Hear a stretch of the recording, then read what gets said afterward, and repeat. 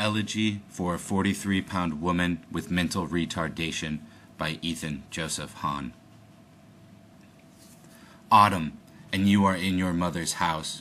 Plants no longer turn, but fail down to the soil from which they sprung.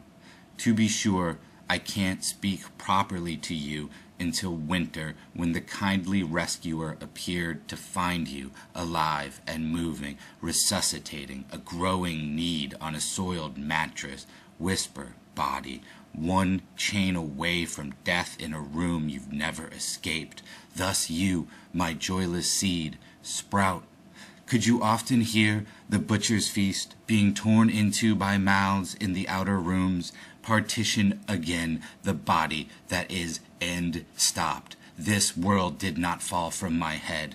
An ornate impotence arose with the descent of you, and instead of the too much to say to tell a truth, I'm burdened by a phlegm-thick mouth, my sounds throat-bound, and the entire vocal apparatus breaks at the appearance of the French word for apology. I do not sorry, and so it is that experience becomes remoteness from you, and where and how you were recovered, nude, save a diaper, which you filled somehow. You haunt my lunches henceforth, eyes obsidian looking back at me with the warning, this is you. I waste my food, mingle it with all the others in the cafeteria's heaping garbage bin, always luxuriating in decomposition. I think of your hunger and your distance from being sated, yet you have survived the compost heap, becoming a new drift engendered from a decayed parent system.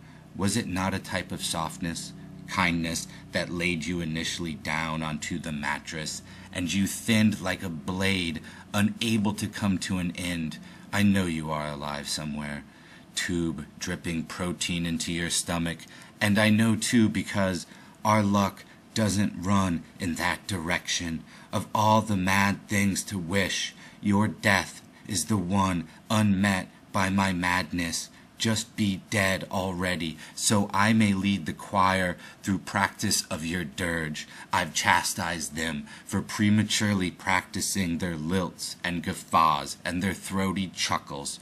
Rare phenomenon, white music, denying your own existence, yet still issuing waste, and until there is a word for that, a name for you, the limpid melodies composed and my static accompaniment on the piano falter in your name. You heard all this, and worse, while in your mother's house, where your sole wish was to cut yourself open, expose your perfect interior to the eyes circling about you. Perhaps you too heard your requiem, all the more reason to cut off an ear.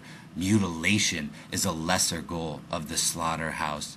Peer inside it, equiposed between the animate and the inanimate, the terms are laid thus: you profoundly disabled, me profoundly incapable, my thinness. Keep your thoughts on me and what I bleed on the killing floor. Here am I, leaning over the butcher's block with knives, shiny and clinical. That much I can promise you.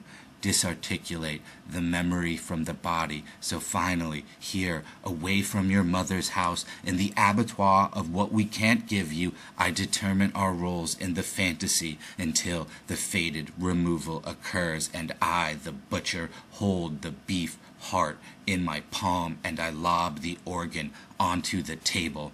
Its dark melt pools